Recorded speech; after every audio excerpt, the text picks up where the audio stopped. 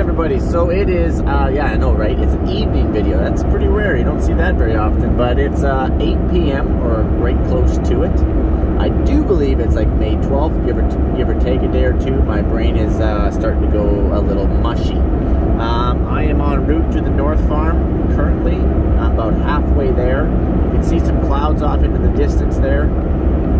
There's a kind of a system, a big low that's been moving up out of the U.S. and we actually just got rained out back home at the main farm, which is the reason why I am on the road. Otherwise, I would be seeding. We are about 2/3 done back home seeding. We've been making pretty good time. Been burning pretty hard hours. Been doing around that 100 to 120 hours in 6 days. So yeah, we're starting to feel the burn. We're definitely starting to feel the burn right now. But anyways, so like I said before, we got rained out, and I don't believe we're supposed to get very much, but anytime we get any kind of rain, I am super stoked about it. But I think we're gonna get like 5-10 mils or something like that, so not very much. But actually over in the eastern and northeast part of the province, and even southeast, they're actually under some rainfall warnings, believe it or not. They're claiming up to 60 millimeters, which is like a solid 2 inches. Now, whether we get that or not up there, I don't know, but I am trying to beat the system, okay? That's the only reason I'm on the road. A part of me really just wanted to sleep. That's just about whatever, but that's actually what everybody else is doing. They're all sleeping and trying to recharge the batteries because it's going to clear off in about another day or so, and we're going to be going. But not Mike. Oh man, why? Well, because we got a North Farm we got to work on. So we're getting geared up. It won't be long, and we're going to be seeding up there. So I got a big project that we're working on. I'll talk about that a little bit later here. And so it's going to be dark. We're probably going to be doing a dark video, a night video, and hopefully my words will somewhat make sense. Because sometimes I feel like they're coming out more scrambled than normal. But so again, we're on the road. We're trying to beat the system. I think it's supposed to start raining around 11 p.m. Like I said, it's 8 now. So we're gonna get there and probably have an hour or two before it starts raining, and we might be working all night yet again. Oh, this rain is like hot on our tail. We're just barely outrunning it, as you can see there. Like, we are heading north, and you can kind of see where the clouds are breaking there. The big storm is behind us, but it is drizzling a little bit. So my prediction, and according to the Weather Network, and I trust that about as far as I can throw it, we should have about an hour, maybe 2, by the time we get there. So I guess we'll see how this goes. Alright guys, so I've been messing around here for a little bit. It's 10:15 p.m. We finally got the 620 here hooked up to this double disc. This is a rental. It's actually barely even got the paint wore off the blades. And we got a job to do. Right now I'm just putting some fuel in my tractor here. So this is a 22-foot Wishick disc. They're quite heavy, great for braking, and I think the recommended horsepower for this particular disc is around 300, depending on your soil conditions. So I figured the Fendt with the duals, the 724, could probably have done it, but it's actually quite wet out here because they had 2 inches of rain, and there's another 60 mils on its way. So we're gonna go full jam. We're going full jam, guys. Putting on the big boy. Because I don't want to have any issues. I don't want to have, especially if we're going to go all night. Alright, I'm going to finish up here. Alright guys, so we're nicely getting going down the highway here. There's our little 22-foot Wishick disc. Believe me, this is a bit of an overkill by like twice the horsepower. Oh, don't worry, you're not going to rip one of those discs in half. Those things are solid. So we got to go about, I'm going to say 10 miles. No, I don't know. Maybe that's not true. Might be a little longer than 10 miles. Might be 12 or so. to the field that we're gonna start breaking. And I'll talk about the job when I get there. Just coming to our field here, pulling off the highway. Man, there is definitely a lot of differences between the 1167 that I just come off of and this tractor.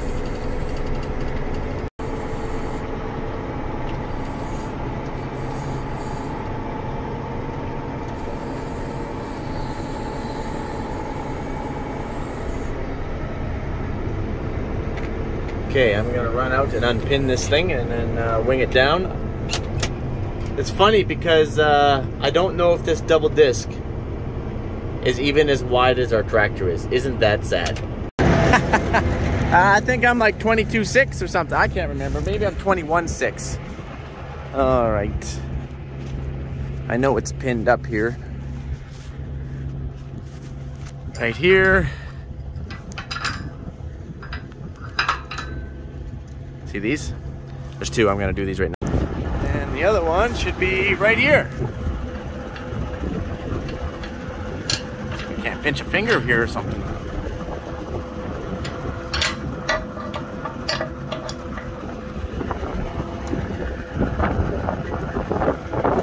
There we go. We're ready to unwing. So again, this is a 22-foot heavy-duty Wishick braking disc. We're going out here and we're gonna start breaking some grass. Look at those little wings.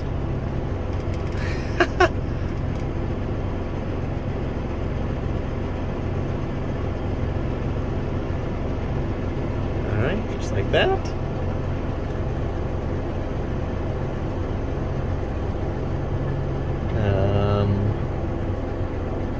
There it is.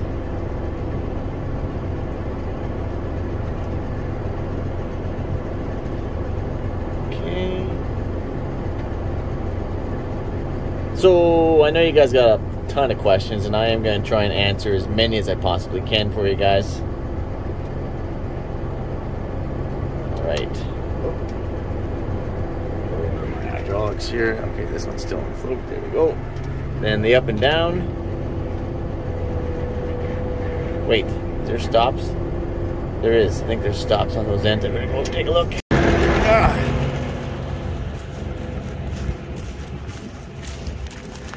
Yeah, there is. Gosh, these guys are very safety first around this camp. Can't do nothing. I'll put this up here and then this big stop. This guy goes here. But I gotta put some of those stops. But how much though? That's a good question. As long as you keep them all the same size. I put this size in on the other, on the main frame ones over there, which you can't even see. Okay, I'm just gonna get this done here. All right, so we got the stops in, and there's some extra ones right here because I guess that's your depth control. You just put it down to these stops. I'm gonna throw these in the cab.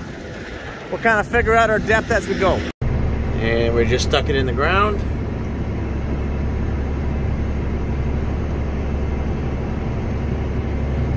So I'm doing 4 miles an hour, and that's pretty much the braking speed. Looks like those wings are almost going in a little bit deeper than they need to be. There's going to be some fine tuning here. So let's talk about this grass. Actually, no, I won't. Let me just get this thing kind of fine tuned. Okay, so I pretty much figured out what I want to do with the depth. Sorry about the lighting. We're in the John Deere. It's not quite as LED as the Fendt. Definitely the Fendt has 1167. I'm talking has better lights. Though this is still LED lights. These are not the HID lights on this tractor. These are not LED, but anyways, doesn't matter. So let's talk about this grass for a second, because I pretty much have to, because this is kind of challenging out here. There's water running through all the water runs and everything. It's very wet. So up at the North Farm, you know, they've been getting rain, and as you know, we had a lot of snow up here. So I think they recently received around 1 to 2 inches of rain. Back at the main farm, we're drier than a popcorn fart. But up here, it's just a totally different world. So Mike is trying to adapt. But anyways, let's talk about the grass. Supposedly, there's 650 acres out here. We'll see. Mike rented it. Mike's going to break it and then farm it. Doesn't have to be done this year, but if I could get something seeded this year, that would be awesome. I don't have to, but it would be awesome. Whatever I do choose to seed, then I have to pay rent on it though. So you gotta kind of have to kind of weigh that out. Like once you get it broke good enough, you know, is it too late to seed? Is it not too late to seed? Because once you seed it, you're committed to paying rent, so you're gonna hopefully get a good crop. You're hoping to get a crop. If it looks like it's gonna be too late, then we'll just spend the summer and we'll just break it through the summer. But as of right now, we're gonna push to try to get some of it seeded. Maybe get a quarter of it or something seeded. Anyway, so this used to be farm ground. This is not pasture. Okay, this grass was seeded down. I think it's been grass for like 10 or 12 years, something like that. And it was actually Ducks Unlimited. So I don't know if you guys are familiar with Ducks Unlimited. Do not get Mike going on Ducks Unlimited.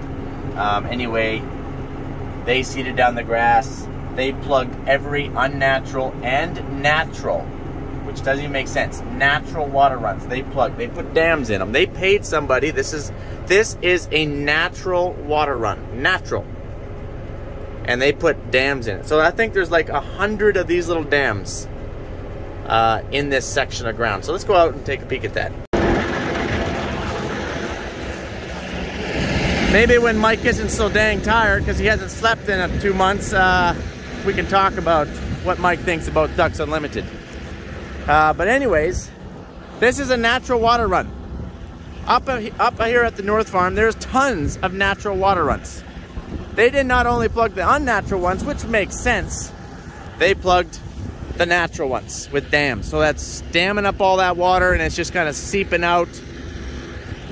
I gotta remove all these dams or plugs, whatever you want to call them, so the water can flow and get the heck out of Dodge and hopefully dry up so Mike has a chance of not only breaking this ground, but maybe even farming it.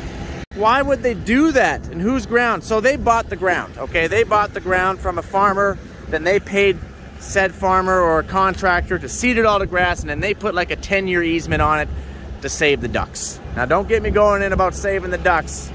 Mike isn't against saving anything, but I am against plugging natural waterways. Oh, of course, they're just a fund, and they buy and sell. They throw 10-year easements on. Once that easement comes due, they sell it, and a different owner bought it. And now I'm gonna break it, and then I'm gonna rent it and farm it. Here's another plug. They're everywhere, you guys. Here's still that natural. That one wasn't good enough. No. We gotta put 2 in here. And then there's 3. There's another one down there. I can't even start, you guys. I'm too lacking sleep right now for this kind of a conversation. So I'm just gonna start breaking. I've not been on this ground ever in my life. Can't believe that we're gonna try and do this at midnight or 1 o'clock in the morning or whatever time it is, but that rain is coming. So I would like to try and get a perimeter around here so I can maybe get somebody out here to do it. Because it costs like $850 a day or $950 a day. Whatever it is, it's near $1,000 a day. Whether you're using it or not. Obviously, they'll work with you if it's raining, obviously, but you can't just put in half-ass days, right? You got to get out here and get it done or return the freaking disc, because that would get very expensive very quickly. So my goal here is to get a perimeter. I wish it was daylight so I could see. Because you don't want to embark on the whole project, right? You don't want to do, because you don't think you'll get that seeded. You want to kind of embark on a chunk, do it, prep it, another chunk, do it, prep it. That way you might have little blocks that you can seed. You're not just going to go out and start and make a few rounds and realize, oh man, I spent a couple days out here, realize, I ain't going to get all that done. But those couple days you could have maybe did 40, 60 acres that would be prepped and ready to seed. So, but I want to make one full perimeter, and then I would love to see all these water runs, and then don't ask me how I'm going to come out here and remove all these things. Because they're muddy. It's wet. Anyways, come on, Mike, wake up! Come on! We got this. It's gonna be a good day. Or night. Or days or nights or months. Now, just saying that, I'm sure you guys have some other questions, not just about my sanity, but about, you know, how many times you gotta disc something like this? Well, for sure twice. For sure twice. We've had the disc before. Mike, how many acres have you broke up? Have you broke this type of grass? Oh yeah. Oh yeah. We've taken on lots of grass native, which means it's never been broke, and stuff like this that has been broke and reseeded down to grass. The longer that it's in forage, like the longer it's been seeded, the more root bound it becomes, and a little bit more working is involved. For example, if you just seeded something and it's only been in there for 2 years, pretty much just seed into it with a drill. 10, 12 years, you're gonna have to break it. So, I think we've probably broke something like, I don't know, 5,000 or 7,000 acres of grass or something like that, all various types and stages. So, I have broke quite a bit of grass. And the trick is, you don't want to go too deep. You know, you don't want to go 6 inches. Our soil can't handle something like that. You gotta want to go about this deep, 4 inches, peel it up, and then cut it across on an angle and keep chopping it. That's kind of what you want to do. I have no idea where I'm going out here. Like, I've never been on this field. I don't even know if I could. I should have pinned the approach I came in, because there's so many water runs out here, and I should talk about that, because you're wondering, like, how are you even driving out there if it's that wet? Because grass absorbs the water. All right, like, so, you know, if you get a big rain, you can still walk on your grass, right? But you can't walk in your garden. That's the difference. So we can drive out here, no problem. We're working it up really nice. Even where there's water, like I'm driving through the low spots where the water's still running, and there's like 4 inches of water, and I just kind of lift the disc up and drive through and set it back down on the other side. Now, if this was a dirt field, hence your garden, you wouldn't even be driving out here with a tractor. You'd just be stirring up mud and getting stuck, and it'd be a mess. But this grass is actually breaking up really nice. Really, really nice. You want moisture, kind of helps break it up a little bit. There's another water run.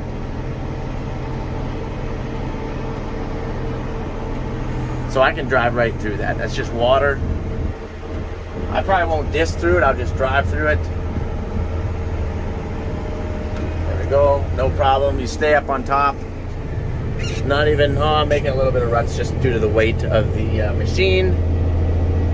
There, I set it back down. Oh, maybe a little too soon there. There we go. Set it back down. We're going. We're golden. Oh, I'm going a little fast here. Back or down there, Mike. Sorry, back or down. Zoom in a little bit. Oh, man. Guys, I apologize. I'm a little tired. Mike, how long is this going to take? A long time. A long time. Not going to get it done by any means. Rain's supposed to be coming here within the next hour or two. And I've got coffee in hand. I'd love to just, my goal is just get the perimeter done. If I can just get the perimeter. Why, Mike? Why you just want to get the perimeter? Because I got a neighbor who I'm, you know, becoming pretty good friends with. And he is actually going to do some of this disking for me while I'm still seeding back home. But I'd like to get the perimeter done. You know, that way he doesn't have to guess how close Mike wants to get to the road, or maybe how far away Mike wants to stay away from the road, you know. Do the perimeter, mark out the field, you know, kind of set the depth, kind of, you know, figure things out how I would want it done. And then all I got to do is hand over the steering wheel. That's the reason why.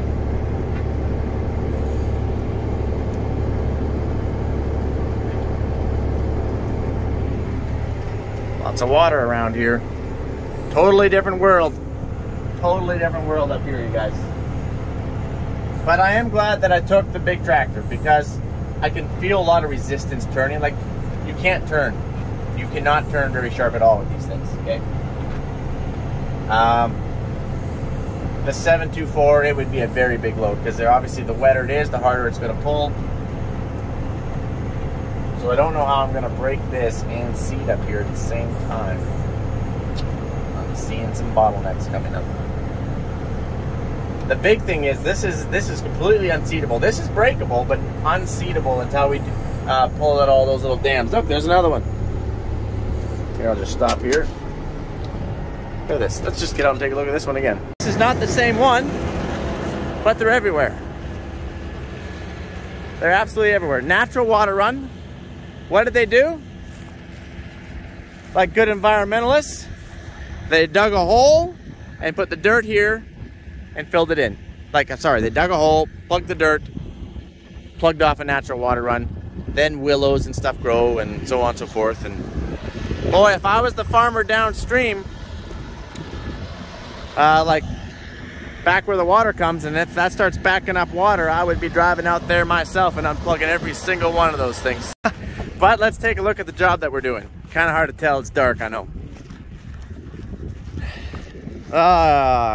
You guys can't see nothing. I apologize. Oh well. I guess this is about as close as we're gonna get here.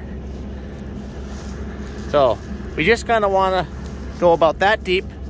You want to rip up the sod. It just lays it out, and then you angle it and you keep chopping it up. And then you run it over with like a high-speed disc or something like that to try and fine it out. All right, let's rock and roll here. We'll just drive through this water.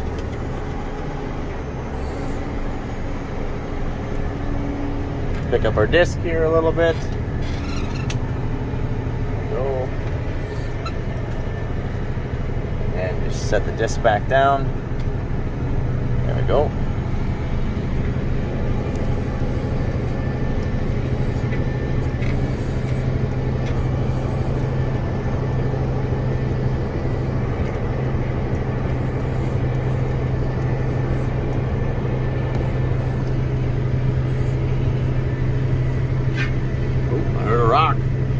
So that's the other thing. There's probably going to be a few deadheads out here.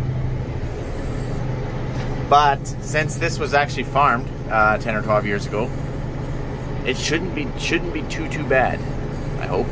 Oh, look, there's another dam. Wouldn't you know it? Oh, man. Well, Mike, why wouldn't you remove those things first? You know, that's actually a really good question. I was like, I could probably just start disking, you know, and maybe come out here with my front loader. Ugh. I don't think so. That'd be pretty hard on the front loader. This is a bit of a hard turn. We better pick it out a little bit. I'm gonna have to figure out another plan for that. Alright guys. I'm gonna get myself good and lost out here. Try not to get myself stuck because it's just me, myself, and I. And stay awake. So you guys have yourself a good one, and yeah. Come on, Mike, we got this!